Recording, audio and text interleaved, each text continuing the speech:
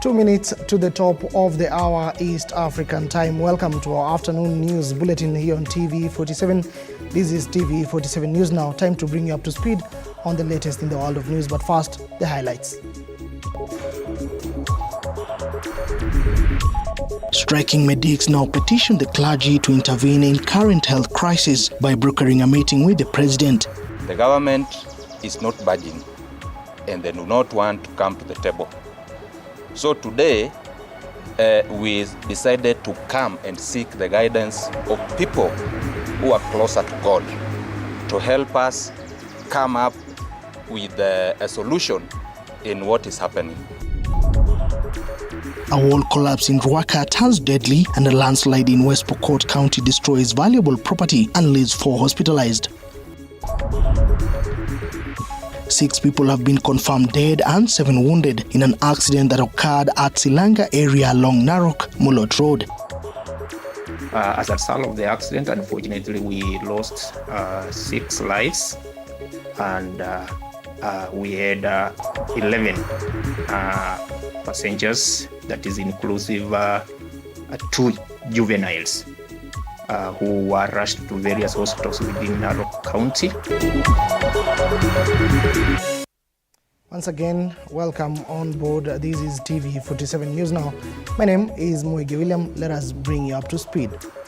Starting off, the Union of Doctors, including the Kenya Union of Clinical Officers, that is KUCO, the Kenya Medical Practitioners, Pharmacists and Dentist Union, KMPDU, and the Kenya National Union of Medical Laboratory Officers have presented a petition to the clergy that was received by the Anglican Archbishop Jackson Ole Sapit to intervene on the ongoing dispute between the government and the striking medical personnel. The union leaders have noted that the petitions to the employer have hit stumbling blocks, stating that their issues are being postponed and not being addressed. They have also called on the president to call the doctors to the table without any intermediaries so that they can present their petitions directly to the head of state. The strike has caused a disruption of the health sector, which has exceeded a month, with the KMPDU being on its 40th day, KUCO 22nd day, and laboratories on its 2nd week. The Kenya Union of Clinical Officers has also announced that it will be holding demonstrations tomorrow here in Nairobi. We've faced difficulties for the last 2 weeks or 3 weeks. The government is not budging and they do not want to come to the table. So today, we decided to come and seek the guidance of people who are closer to God to help us come up with a solution in what is happening. The recognition agreement is a right and not a privilege. It does not need any budget. It's unfortunate that to date, despite us doing very many reminders to the ministry, the CS went to Parliament, and I want to demystify this. We have gone through conciliation 3 times. It has failed. We have gone to court. There are still active orders against the employers to come to the table. The county governors continue to be in contempt. And so we are not on strike because we want to be on strike. We are on strike because it has been made a necessity, and mostly by the 47 county governors and the 47 county governments. Away from that, a landslide struck Corporal location in West Pokot County, leaving 4 individuals hospitalized at Kapenguria Referral Hospital. The incident unfolded at 2 p.m. on Saturday, propelled by a relentless downpour saturating the region. West Pokot County Kenya Red Cross Coordinator Scholastica Kaupelo, verifying the dire occurrence, emphasized the severity of the situation. According to Scholastica, among the injured are 2 men and 2 women, with numerous livestock tragically buried under the deluge.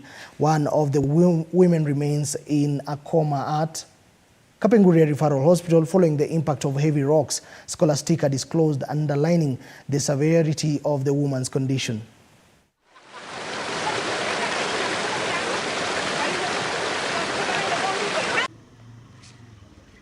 Nimeona mara katika hii mtoni imeleta madhara mingi sana, na miaka mingi sio hii peke yake, Kwa hivyo sasa yale mabarabara sote kutoka juu imeharibika, ile apitiki hata magari.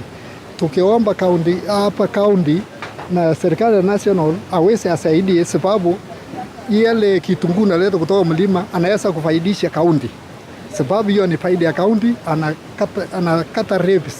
Kwa hivyo aweze saidia barabara ili matingatinga aweze apitike kule juu. Hii ni madhara kubwa. Kwa hivyo wanasema kaunti aweze kuungana na serikali kuu na kutoa kitu kidogo. Watu yote katika area hii imepata madhara kubwa sana. Kwa hivyo wanasema asante, kapana yetu aweze kutusikisia na pamoja na nyinyi na rudisha, asante kutembelea kila mahali. Following the death of Kenya's military chief, General Francis Omondi Ogola, who tragically lost his life in a helicopter crash, in a heartfelt speech at the ACK Diocese of Mount Kenya Central, Murang'a County, Waithaga Keharo constituency chairman of the Budget Committee, Honorable Ndindi Nyoro, extended condolences to General Ogola's family and all who perished. He urged everyone to emulate General Ogola's exemplary leadership and service to the nation. He added that Kenyans should consider the rains as a blessing and a sign to take to the farms before the government starts distributing fertilizer. Kwa kiongozi wetu General Ogola hata akimpumzishwa leo, na tunataka tutakia familia yake kila laheri. And we wish the family of General Ogola and all those who lost their lives peace that surpasses all human understanding. Na sisi kama Kenya tumepoteza sana kiongozi shupavu hivyo. Na ningetaka niseme kama wa Kenya ni vizuri tuendelee kuiga mfano wa General Ogola. Tulisikia maneno yake kutoka vile alizaliwa, mtu mcha Mungu, mchapakazi, and we have a lot to learn from his life. Na mvua kama hii ni wakati wa baraka. Na ni vizuri serikali ikijitahidi kutoa fertilizer na zile bidhaa zingine. Tuendelee pia sisi kurudi mashambani, kwa sababu tumeona nchi ambayo inajitoteresha kitumbo in terms of food security ni nchi ambayo inaonekana iko dhabiti.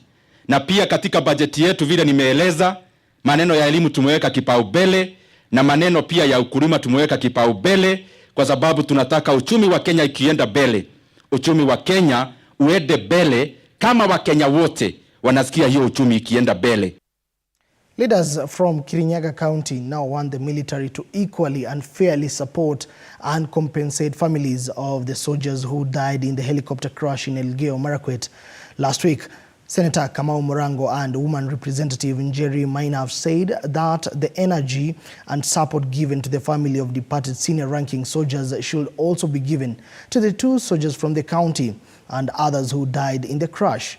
The senator said that it will be unfair for families of the departed soldiers to suffer a double tragedy, one of losing their kin and the other of chasing, or rather going after compensation. On her part, the woman representative has called for thorough investigations on the cause of the increased helicopter accidents, or rather crashes, so as to prevent any further deaths of young people whose future are bright.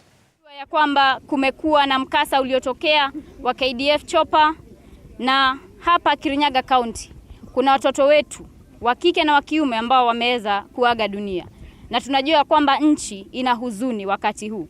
Mimi ninaomba serikali kuu, manake watu wanataka kupata habari kulienda vipi kukafanyika hivyo, tuweze kufanyiwa upelelezi wa kutosha ili tukue na the right information, manake palipo na vacuum ya information kunakuwa na misinformation. Naomba pia zile familia ambazo zimebaki, serikali isije ikawasahau hawa watoto wetu hapa Kirinyaga County. Sisi tunapoteza watoto wetu, tunapoteza wazazi wetu. Isiwe tena kutakuwa ni msimba juu ya msimba kwa sababu ya kulipwa kwa fidia kwa wale waliotuacha na familia zao. Wafanye mpango mzima, taasisi na nyenzo zote za serikali waweze kukaa chini na kurahisisha kila kitu, wale waliowachwa na wale watoto wao waweze kufindiwa haraka iwezekanavyo. Na wanaposhughulikia mambo ya mashishi kwa wale mkubwa wa jeshi ambaye alituacha, pia na wandogo wasije wakasaulika. All right. Now to another sad but also developing story. One person has died and another sustained serious injuries after a large part of a perimeter wall collapsed and crashed nearby housing units at an estate in Ruakam, Kiamba constituency. The incident is said to have been occasioned by the ongoing heavy rains situation and the resultant flooding.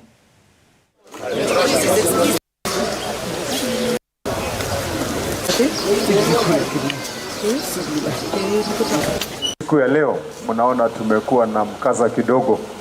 Shauri ya mvua mingi imenyesha, na hiyo mvua imesababisha pande ile ya chini kuloa maji sana.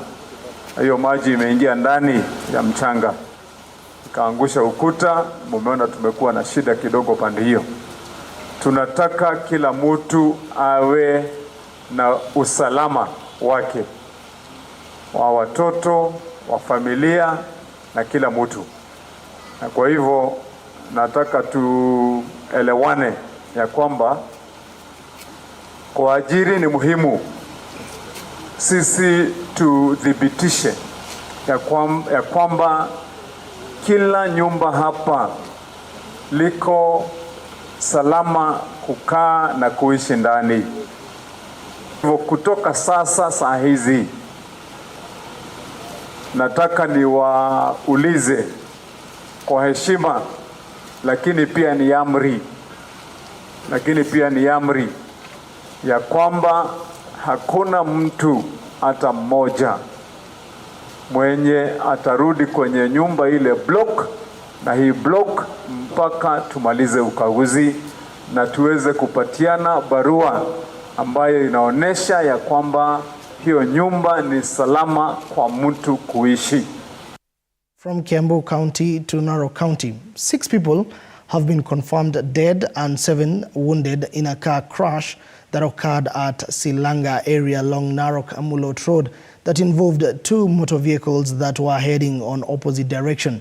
Confirming the incident, Narok Central Police Commander John Momanyi said the vehicles collided head-on, leading to the deaths and injuries. The bodies of those perished have been taken to Narok Referral Hospital mortuary, waiting to be identified. Momanyi urged drivers to be very careful since that Narok is experiencing heavy downpour and visibility is not clear, and urged drivers to follow traffic rules. I was headed towards Murot direction, whereas the Subaru Forester was headed towards Narok direction.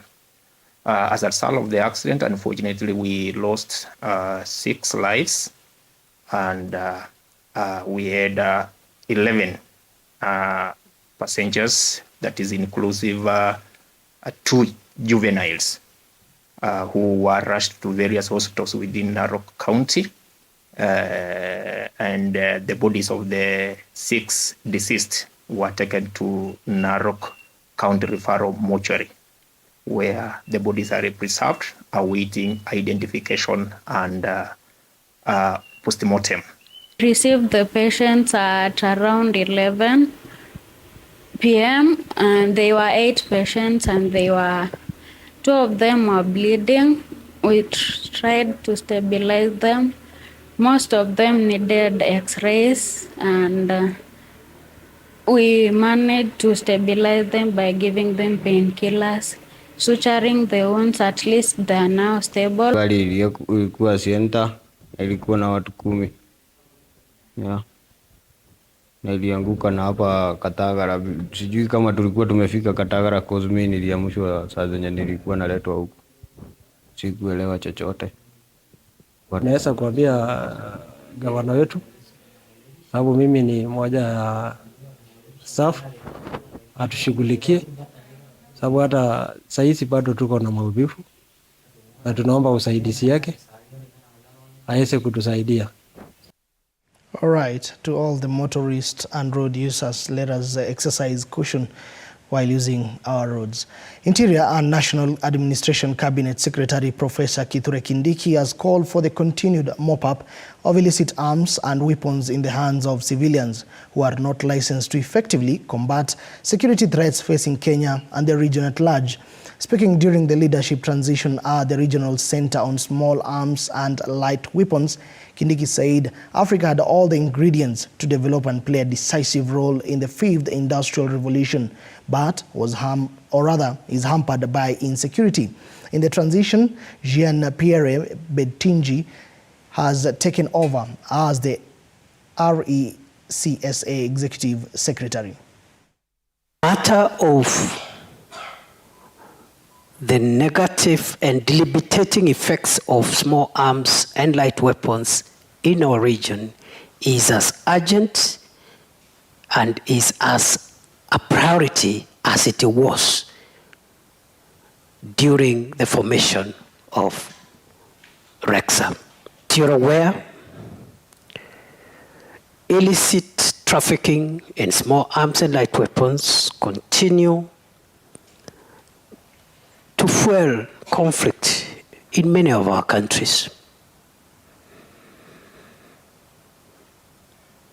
It continues to undermine governance in many of our countries. It continues to impede socio-economic development in many of our countries. Now to other news. Residents of Mbuyu Wachapa, that is in Jomvu constituency of Mombasa County, are accusing the county government leadership and the area member of parliament for what they are claiming as exclusion in development projects and critical government services. This is after the Mombasa County leadership launched plans to construct an industrial park in the area, allegedly without carrying out public participation. According to the residents, there exists a plan to evict them from the 301-acre piece of land, which will see more than 2,000 families left homeless. This comes 1 year after the county government promised to issue title deeds to the residents.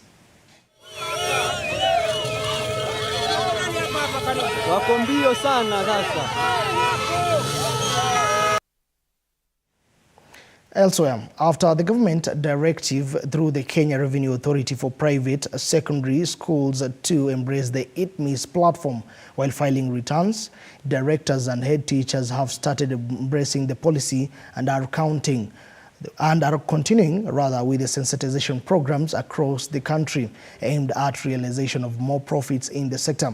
However, the Kenya Private Schools Association, through their chair, have expressed fears about the new proposals for school buses by the Ministry of Transport, claiming that the move will be an extra burden to parents amidst hard economic times. The status of ETMs for our schools, I can say they have tried, because countrywide we have been doing these sensitizations through our programs, our regional meetings, county meetings, and also the national meetings. So far we have complied as private schools, but there is need for more. If they don't comply with ETMs, it means next year they will have profits that are not there, because some of the receipts will not be accepted if they are out of ETMs or VAT. We've seen so many accidents, and we are seeing policies, and I think the other day the president is like forming a commission for that. I think the anxiety in the country could also be causing these drivers to cause these accidents, because if the cost of living goes up, maybe we have drivers in the country who have not even eaten or do not know how to meet their financial needs. So it's not just going to be like, let's introduce this to stop accidents. We need to understand the mental health of the drivers, all drivers, because this is cutting across. Shifting gears, following the issuance of several court orders by the Environment and Lands Court in Nakuru, Egerton University and the Administration Police in Njoro have been accused of defying the court orders after proceeding with the activities of the controversial 2,600 acres Ngongeri farm located in Njoro sub-county, as Chichi Josephine now tells us more. There was tension at Njoro-Elbagon border in Nakuru County following a dispute pitting the Nakuru County government and Egerton University Professor Robert Gesimba on one side against 400 community members of the Musema Enterprises on the other side. However, the university has allegedly, in total defiance of the court orders, proceeded to cultivate the land under the supervision of the local administration police, whom the community now wants to be held accountable for the loss of property, further expressing concern over the recent actions by local police officers. Juzi nyumba yangu alipomolewa ya mabati 30. Nikauliza ile askari alikuwa kana napunja hiyo nyumba yangu. Nikauliza kwa nini mnapunja nyumba yangu? Akasema si makosa yetu. DC alitutuma. Na mkubwa wa DC ayo ndio alitutuma. Ndio mimi naomba sasa wakubwa badala kutulinda anatumania askari anakuja upande wetu. Mr. Richard Musati, the Secretary General of the National Alliance Against Corruption, has criticized the administration police from Njoro for taking sides in the land dispute, further threatening to institute contempt proceedings against the Njoro Sub-County Police Commander and the Sub-County Commissioner David Mbevi. Leo tuko hapa kwa mara ya 4. Mara ya pili tulipokuja hapa, tulikuja na barua ambaye Egerton University ilichitoa kwamba wao hawahusikani na hii shamba kwa njia yoyote ile. Lakini bado tunaambiwa kwamba ni Egerton wako. Watu wao wote tumewasamon na hii court order, na kesho wanaletewa court contempt kwa sababu irrespective na hizi court orders zote tumewaletea, wamekataa kutoka kwa shamba. Njoro Sub-County Commissioner David Mbevi admitted to sending police officers to the land in a bid to protect, arguing that the land belongs to the government. No local standing on our operations does not curtail us from carrying out our mandate to protect Egerton University and its properties. The government wants to use that land for the purposes of increasing food security, by the way. So at the moment, you are the ones who have given instructions to the police officers to protect that? Not given instructions. That is what they are doing. They have not been told to do otherwise by any court. Chichi, Josephine, TV47. Ngongongeri Land Royalties. Thank you, Chichi, for that report. Elsewhere, 5 people have lost their lives while 17 others rescued from the raging fury of floods that has hit the areas of Syokimau, Kinanie and Athi River in Machakos County following the heavy rain that continues to be experienced across the country. Machakos County leaders, including Governor Wavinya Ndeti and Senator Agnes Kavindu, have called on people living in affected areas to move to safer grounds, while the county government, in collaboration with the national government, is looking for alternative solutions. Kuuliza wale watu wote wako katika Moto wa Mawe na Athi River along Kinanie Road, wote wahame waende mahali hakuna maji, kwa sababu sasa mto umefurika, uko karibu kufika katika hii barabara ya Kinanie. Hata iko karibu kufika hapo Samora police station. Kwa hivyo nawauliza watu wetu wale wako along Athi River, tafadhali wote watoke wahamie huku juu mahali hakuna maji. Na zile areas ziko na shida, kwanza tumewaambia hiyo ya mto, tukiangalia Githunguri Zebra pia huko kuna shida, Kamulu, Mudhwani, Nzoiani, Syokimau 360 D disaster. Saa hii watu wamefungiwa kwa manyumba na maji. Tunajaribu kama county kufungulia hiyo maji itoke, na tumesema wale wamejenga karibu na mito wabomoe ukuta zao, ama sisi wenyewe tutakuja kubomoa, kwa sababu hakuna mtu akona ruhusa ya kujenga ukuta karibu na mto. Kule kwingine ni pale Kicheko slums.